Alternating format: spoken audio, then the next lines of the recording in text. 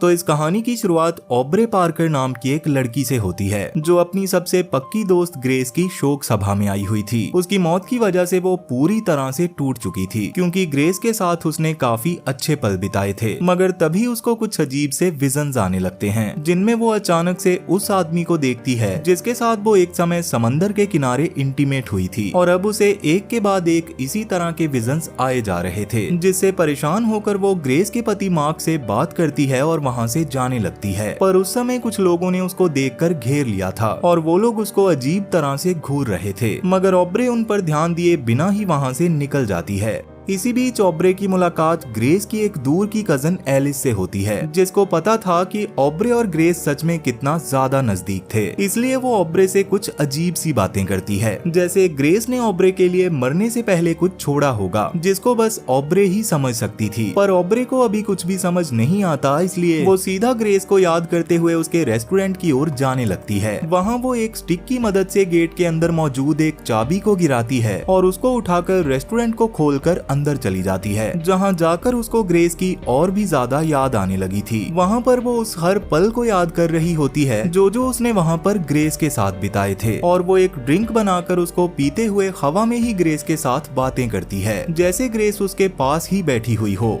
अब इसके बाद ऑब्रे ने वहां मौजूद फिश टैंक में खाना डाल दिया था और बाद में पास में मौजूद एक टेलीस्कोप के पास चली गई थी जिसको ग्रेस ने एक नेबर के अपार्टमेंट की विंडो की ओर किया हुआ था। ये देखकर ऑब्रे को थोड़ी सी हंसी आ जाती है क्योंकि ग्रेस को अपने पड़ोसियों पर नजर रखना काफी ज्यादा पसंद था। अब इसके बाद वो ग्रेस के अपार्टमेंट में चली जाती है जहां बेड पर सोते हुए वो वापस से ग्रेस के बारे में ही सोच रही थी। अब वो उसके टेबल पर रखे एक रेडियो को देखती है जिसमें से कुछ आवाजें आ रही थी। ऐसा लग रहा था कि मानो उसमें से कोई उससे बात करना चाहता हो, इसलिए वो रेडियो के माइक्रोफोन को उठाकर दूसरी ओर मौजूद आदमी से बात करने की कोशिश करती है, मगर अभी भी उसको साफ आवाज नहीं आती, जिससे इरिटेट होकर वो लाइट ऑफ करके सो गई थी। पर अभी भी उसको ऐसा लग रहा होता है जैसे ग्रेस उसके साथ बेड पर ही लेटी हुई है, जिससे परेशान होकर वो सोफे पर जाकर लेट जाती है और अपनी माँ को कॉल करती है। ऑब्रे काफी समय से अपनी माँ के पास नहीं गई थी, इसलिए उसकी माँ उसको बुलाती है, मगर ग्रेस के रूम में अभी सिग्नल सही नहीं आ रहे थे, इसलिए ऑब्रे को कॉल काटनी पड़ती है।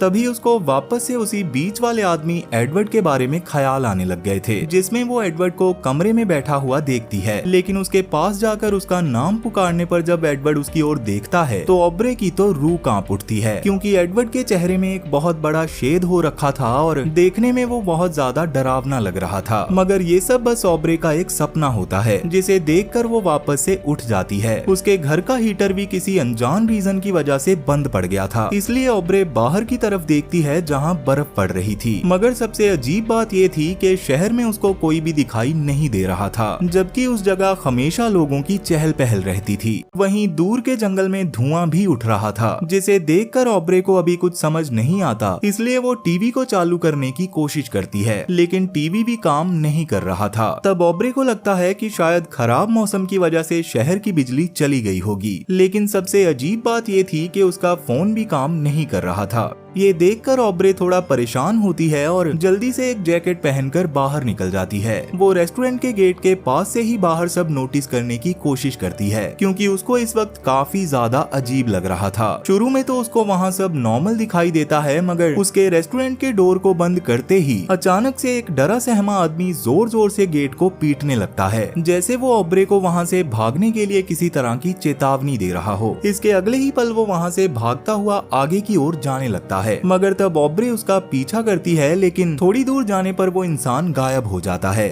तब ऑब्रे को 2 घरों से काला धुआं बाहर आता हुआ नजर आता है। इसके साथ ही सड़क पर काफी सारी गाड़ियां काफी बुरी हालत में पड़ी हुई थी और उनके आसपास बहुत सारा खून भी गिरा हुआ था और ऑब्रे को ये सब देखकर कुछ भी समझ नहीं आ रहा था। मगर तभी उसकी आंखों के सामने एक अजीब सा डरावना दानव आ जाता है जिसने काफी सारे लोगों को मार दिया था। उसको देखकर ऑब्रे वहाँ से भागते हुए वापस रेस्टोरेंट के अंदर जाने लगती है और पास के एक घर में मौजूद कुछ लोग उसको भागते हुए देख रहे थे। तब ऑब्रे जैसे तैसे करके रेस्टोरेंट के अंदर पहुंच जाती है, लेकिन अभी भी उस राक्षस ने उसका पीछा नहीं छोड़ा था। वो रेस्टोरेंट के बाहर ही खड़ा हुआ था, जिससे डरते हुए ऑब्रे टेबल के पीछे छुपकर उसके वहां से जाने का इंतजार करने लगती है। लेकिन वो राक्षस वहां से नहीं जाता और उल्टा गेट पर लगातार हमला करते हुए अंदर आने की कोशिश करने लगता है और ऑब्रे इससे बहुत ज्यादा डर गई थी। तभी उसको अचानक से किसी की आवाज आने लगती है, जो टेबल पर रखे रेडियो की मदद से ऑब्रे से बात करने की कोशिश कर रहा था। और सबसे अजीब बात ये थी कि उसको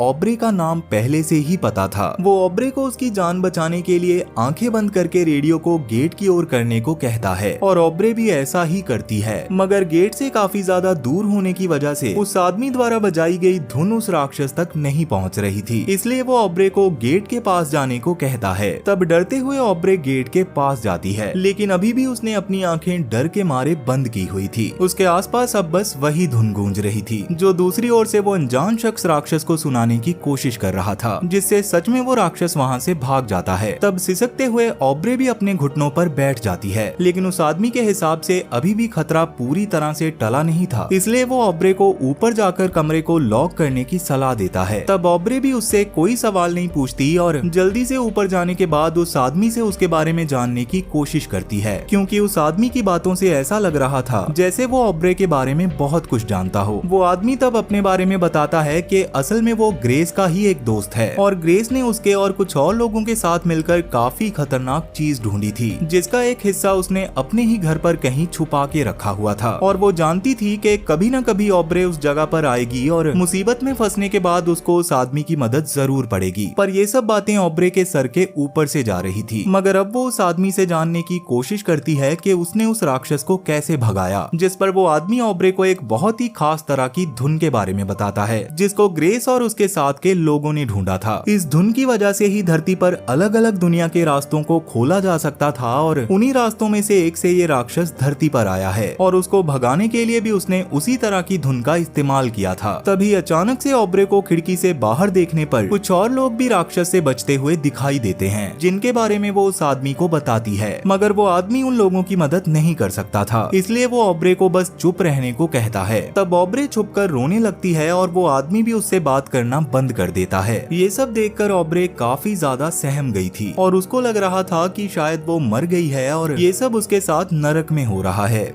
मगर तभी उसकी नजर पास में मौजूद एक लिफाफे पर पड़ती है, जिस पर ग्रेस ने अपनी हैंडराइटिंग में ऑब्रे का नाम लिखा हुआ था। और ऑब्रे जब उस लिफाफे को खोलती है तो उसमें से उसको एक रेडियो कैसेट के साथ एक नोट मिलता है, जिस पर लिखा हुआ था कि ये कैसेट दुनिया को बचाएगी। ऑब्रे जब उस कैसेट को प्ले करती है तो उसमें ग्रेस की आवाज थी, जो उसको कुछ लोगों के बारे में बताती है, जिनके साथ मिलकर उसने रेडियो के सिग्नल्स पर काम करते हुए कुछ अजीब सी मेलोडीज को ढूंढ निकाला था, जो आपस में जुड़ी हुई थी और उनसे दूसरी दुनिया के रास्ते खोले जा सकते थे। उनको वैसी काफी धुनें मिली थी, मगर उनमें से नंबर 7 की धुन गायब थी। उसको भी उसने काफी ज्यादा ढूंढने की कोशिश की, मगर वो उसको कहीं नहीं मिली। मगर हमेशा से उसको डर था कि अगर ये धुन किसी गलत हाथ में लग गई तो इनके जरिए कोई भी इंसानी दुनिया का नक्शा बदल देगा। इसलिए उसने उन धुनों को अलग अलग जगह पर छुपा दिया, जहाँ ऑब्रे और ग्रेस दोनों जाया करते थे। इन सब बातों के बाद उस कैसेट में भी एक अजीब सी धुन बजती है और शॉकिंगली ऑब्रे अपने आप को एक जंगल में पाती है, जहां उसको उसी राक्षस की आवाज आ रही थी, जिससे डरकर वो एक पत्थर उठा लेती है। पर तब तक कैसेट की धुन बंद हो जाने की वजह से वो फिर से ग्रेस के घर वापस आ जाती है। मगर इसी बीच अनजाने में उसने ग्रेस के घर लगे एक मैप को फोड़ दिया था, जिसके पीछे ग्रेस ने एक खुफिया तहखाना बनाया हुआ था, जिसमें उसकी बहुत सारी डायरीज थी, जिनको निकालकर अब ऑब्रे उनमें लिखे नोट्स को पढ़ने लगती है।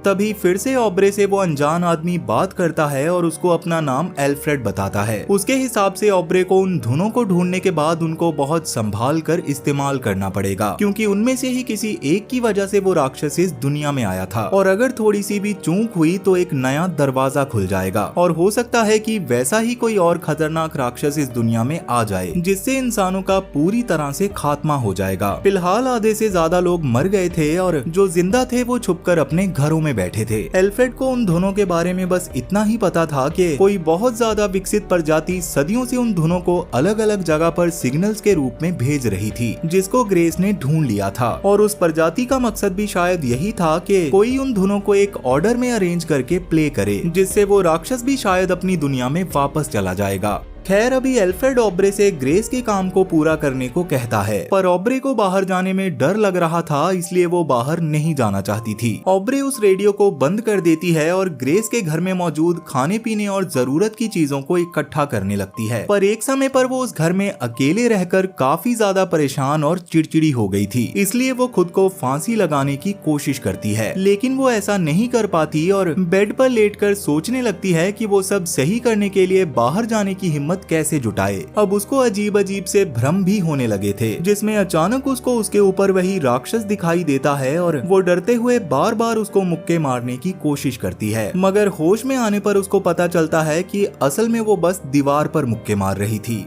अब इसके कुछ दिनों के बाद घर का सारा खाना खत्म हो गया था और पानी भी लगभग खत्म होने वाला था। ये वो समय था जब ऑब्रे को चुनना था कि वो डरते हुए घर में ही रहकर भूख प्यास से मरना चाहती है या फिर हिम्मत करके बाहर जाकर अपने लिए खाना इकट्ठा करना चाहती है। वो इस बारे में पागलों की तरह ग्रेस के कछुए से बात करती है, लेकिन अब वो बाहर जाने का फैसला करती है और पूरी तरह से तैयार होकर घर से बाहर आ जाती है। वो अपने साथ उस कछुए और साथ ही रेडियो और बैटरी को भी ले गई थी, ताकि अगर रास्ते में वो राक्षस उसके ऊपर हमला करने की कोशिश करे तो ऑब्रे उसको वापस से वो धुन सुनाकर वहाँ से भगा सके। तब वो पास के उसी घर के पास से गुजरती है जिसमें से पहले उसको कोई देख रहा था, पर अभी उस खिड़की पर कोई भी नहीं था और वहाँ बस खून के धब्बे लगे हुए थे। अब ऑब्रे वहाँ से सीधा एक सुपर मार्केट में जाती है, जहाँ सबसे पहले वो अपने खाने पीने का सामान इकट्ठा करती है और तभी उसको याद आता है कि वो यहाँ भी ग्रेस के साथ काफी ज्यादा आती थी, इसलिए वो उस सेक्शन में पहुँच जाती है जहाँ से वो सबसे ज्यादा चीजें लेते थे। और थोड़ी देर ढूंढने पर उसे सच में वहाँ से 3 नंबर वाली कैसेट मिल गई थी, जिसको लेकर वो वहाँ से निकल ही रही थी कि तभी उसको पास में खून के धब्बे दिखाई देते हैं, जिनका पीछा करते हुए वो एक फ्रीजर के पास पहुँचती है जिसमें एक आदमी की लाश पड़ी थी, जिसे देखकर पता चल रहा था कि वो कई दिनों पहले मारा गया होगा। खैर अब सुपरमार्केट से वापस जाते समय उसे रास्ते में एक अजीब सा खंबा दिखाई देता है, जो उस राक्षस के वहाँ आने से पहले वहाँ पर नहीं था, पर ऑब्रे अभी उस पर ज्यादा ध्यान नहीं देती।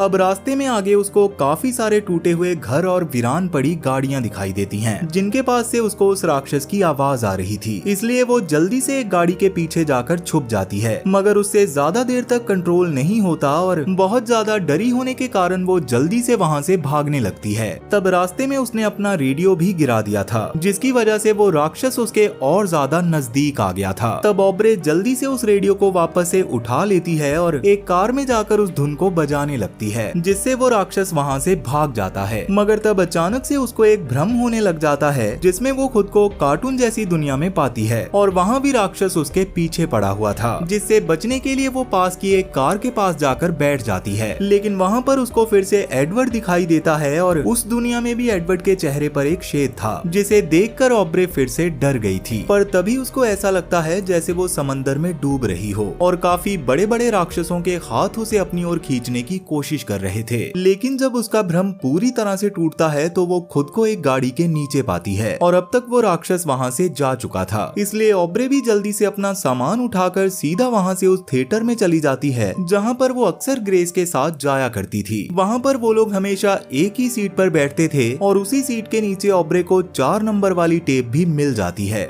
लेकिन बाहर आने पर उसकी आंखें फटी की फटी रह गई, क्योंकि उसके सामने से एक बहुत ही विशालकाय चमकने वाला राक्षस निकला था, जिसको देखने के बाद ऑब्रे लगभग सदमे में ही चली गई थी। वो लगातार उसके ऊपर नजर रखती है और जब तक उसको नहीं लगता कि अब बाहर जाना उसके लिए सही होगा, तब तक वो छुपी रहती है। अब वहाँ से निकलकर वो पास ही की एक लाइब्रेरी में जाती है, लेकिन वहाँ जाते जाते रात हो गई थी और बहुत कोशिश करने के बाद भी जब वहाँ का दरवाजा नहीं खुलता तो ऑब्रे उस दरवाजे को तोड़कर अंदर जाती है, जहाँ वो अंधेरे में चमकने वाली लाइट की मदद से आगे बढ़ रही थी। तभी अचानक से वो लाइट बंद हो जाती है और जब तक ऑब्रे दूसरी लाइट को जलाती है तब तक अचानक से उसके सामने एक अलग ही तरह का राक्षस आ गया था, जो पहले वाले राक्षस से काफी ज्यादा अलग था, क्योंकि वो ऑब्रे को देख नहीं सकता था, इसलिए वो ऑब्रे को बिना कोई नुकसान पहुंचाए ही वहां से चला जाता है। तब ऑब्रे भी डरते हुए अपने रेडियो को फिर से उठा लेती है और अगली कैसेट को ढूंढने के लिए अपनी तलाश को जारी रखती है। तब एक स्टडी रूम में जाने पर उसको एक बॉक्स के अंदर 5 नंबर वाली कैसेट भी मिल गई थी, जिसे देखकर वो उस समय के बारे में सोचने लगती है जब वो ग्रेस के साथ उसी स्टडी रूम में लेटकर किताबें पढ़ा करती थी।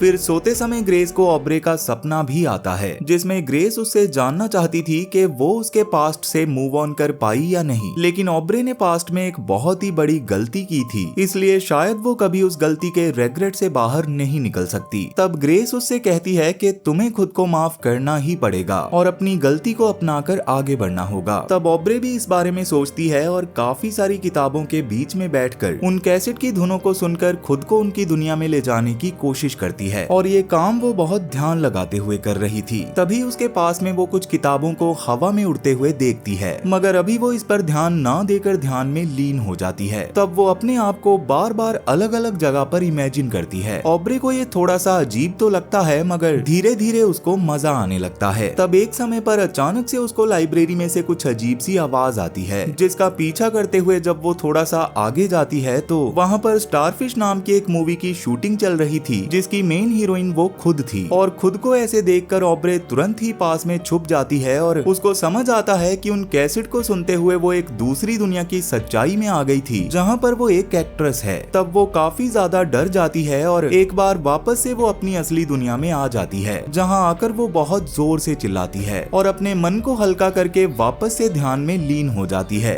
बाकी की धुनों को सुनने पर वो और भी अलग अलग जगहों पर जा पा रही थी, मगर सबसे आखिरी वाली को सुनने पर वो अचानक से उसी समय में चली जाती है जब वो समंदर के किनारे एक आदमी के साथ इंटीमेट होने के लिए आगे बढ़ रही थी। तब वो उस समय को बदलने की कोशिश करती है, पर वो ऐसा नहीं कर पाती। वहीं उसे एडवर्ड भी किनारे पर बैठा हुआ दिखाई देता है, जो काफी ज्यादा उदास था, और इस बार उसका चेहरा पूरी तरह से ठीक था। फिर ऑब्रे एडवर्ड से बात करके सबसे पहले तो उससे माफी मांगती है, और कहीं ना कहीं ये बात सामने आती है कि एडवर्ड ऑब्रे का मंगेतर था, जिसको ऑब्रे ने एक आदमी के साथ मिलकर धोखा दिया था, और वो उस आदमी के साथ समंदर के किनारे जाकर इंटीमेट हुई थी। और ये सच्चाई एडवर्ड के सामने आने पर उसने एक शॉटगन से खुद की जान ले ली। यही ऑब्रे की वो सबसे बड़ी गलती थी, जिसको वो कभी भुला नहीं सकती। लेकिन अभी वो एडवर्ड से माफी मांगकर उस आदमी को समंदर में डुबा देती है, और वापस से उसकी आंख लाइब्रेरी में खुलती है, जहाँ वो थोड़ी देर कछुए से बात करती है। और क्योंकि अब वो कहीं ना कहीं खुद की हुई गलती को स्वीकार कर चुकी थी, इसलिए उसको पहले से काफी ज्यादा अच्छा लग रहा था। इसलिए वो वापस से अपने आगे के सफर को चालू करती है और बाकी कैसेट्स को ढूंढने के लिए निकल जाती है। तब रास्ते में एक बार उसका सामना वापस से एक राक्षस से होता है, जिसको देखकर ऑब्रे उस धुन को बजाकर उसे भगाने ही वाली थी, लेकिन अगले ही पल वो रुक जाती है और इस बार वो राक्षस से बिल्कुल भी नहीं डरती, जिसकी वजह से वो राक्षस खुद ब खुद वहाँ से चला जाता है। अब आगे सुबह होने पर ऑब्रे एक बार वापस से ग्रेस की कब्र के पास जाती है, और बाद में वो उन कैसेट्स को प्ले करने के लिए पास ही के एक रेडियो स्टेशन में आ गई। यहीं पर वो पहले काम किया करती थी, क्योंकि उसके एक साथी के साथ यहाँ उसकी फोटो लगी हुई थी, और उसी फोटो के पीछे ऑब्रे को 6 नंबर वाली कैसेट भी मिल जाती है, जो कि आखिरी टेप थी। उसको 2 कैसेट्स पहले ही ग्रेस के घर में मिल गई थी, और उन सभी कैसेट्स को सही से अरेंज करने के बाद वो उन धुनों को बजाना चालू कर देती है। और जैसे ही वो आखिरी टेप खत्म होती है, वैसे ही वो एल्फ्रेड से बात करने की कोशिश करती है, मगर इस बार एल्फ्रेड की जगह कोई और ही था, जो ऑब्रे को बताता है कि उसने बहुत बड़ी गलती की है। उसने धुन को गलत सीक्वेंस में बजाया था, जिसकी वजह से दूसरी दुनिया का दरवाजा बंद होने की जगह एक नई दुनिया का दरवाजा खुल गया था, और अब वहाँ के राक्षस भी इस दुनिया में आने लगे थे। ऑब्रे ये सुनकर काफी ज्यादा डर गई थी, इसलिए वो वापस से सभी कैसेट्स को जाकर चेक करती है, और इस बार उसको हर कैसेट पर एक लेबल मिलता है, जिस पर बस फॉरगेट और फॉरगिव लिखा हुआ था, यानी कि भूल जाओ और माफ कर दो। तब वो लड़का ऑब्रे से उस लेबल पर लिखे संकेत को फॉलो करने को कहता है, मगर ऑब्रे रेडियो और कैसेट्स को वहीं पर छोड़कर बाहर चली जाती है, जहां वो दूसरी दुनिया के दरवाजे की ओर बढ़ने लग गई थी। लेकिन उस दरवाजे में प्रवेश करते ही वो एक बवंडर में फंस जाती है और एडवर्ड के साथ बिताए हुए पलों को याद करने लगती है, जिसका मतलब था कि वो अब भी खुद को पूरी तरह से माफ नहीं कर पाई थी। असल में ये सब ऑब्रे के मन की कहानी थी, जिसमें अपनी दोस्त की मौत से पहले उसने अपने पति एडवर्ड को धोखा दिया था, पर उसके पति के मरने के बाद से वो पूरी तरह से टूट चुकी थी। एडवर्ड ने खुद के चेहरे पर शॉटगन मार के अपनी जान ली थी, इसी वजह से वो ऑब्रे को काफी भयानक रूप में दिखाई देता था, और इसी वजह से वो काफी समय से ग्रेस से नहीं मिली थी। मगर ग्रेस को उस समय पर कैंसर हो गया था, जिसके बारे में ऑब्रे को पता नहीं चला था, और बाद में ग्रेस की कैंसर की वजह से मौत हो गई थी, इसलिए वो और भी ज्यादा गिल्ट में चली गई।